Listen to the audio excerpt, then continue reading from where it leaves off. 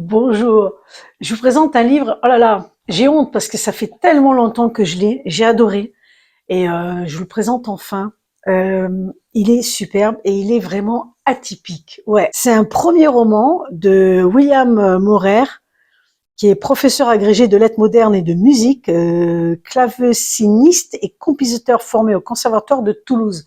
Donc, je suis d'autant plus fière de vous le présenter, c'est que c'est quelqu'un qui habite dans la région où je suis, dans le sud-ouest de la France, et c'est son premier roman en plus. Voilà, c'est son premier roman aux éditions Le Lys Bleu. Donc, je vous présente de suite Le Monde de Gigi de William Maurer, donc aux éditions Le Lys Bleu. Le Monde de Gigi. Alors, déjà la couverture peut vous interpeller.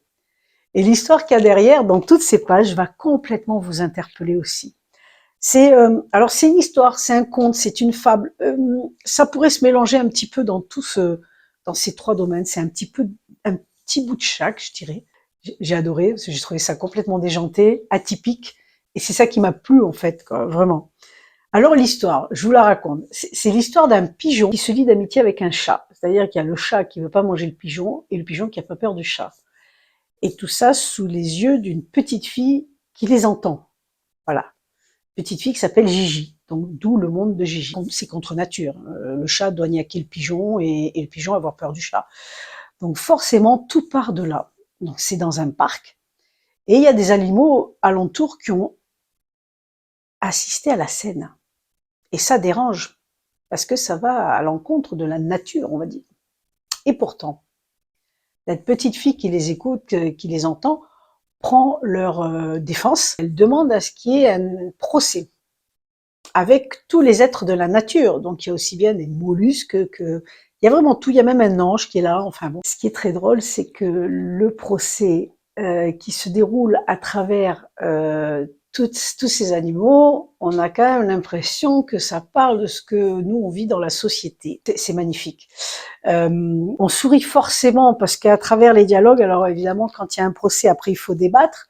Et c'est au moment où il y a ce débat pour savoir le débat de l'ordre de l'évolution, ça s'appelle. Il y a un juge, il y a le serpent, la colombe, la tortue, le canard, le papillon, l'huître, l'écrevisse. Donc, imaginez tous ces personnages qui sont là pour débattre sur le fait que pourquoi est-ce normal ou pas normal que le chat n'ait pas voulu manger le pigeon et ça va à l'encontre de la nature. Donc, tout ça, c'est absolument fantastique, c'est absolument envoûtant et c'est une histoire, c'est une superbe aventure. Franchement, soyez curieux.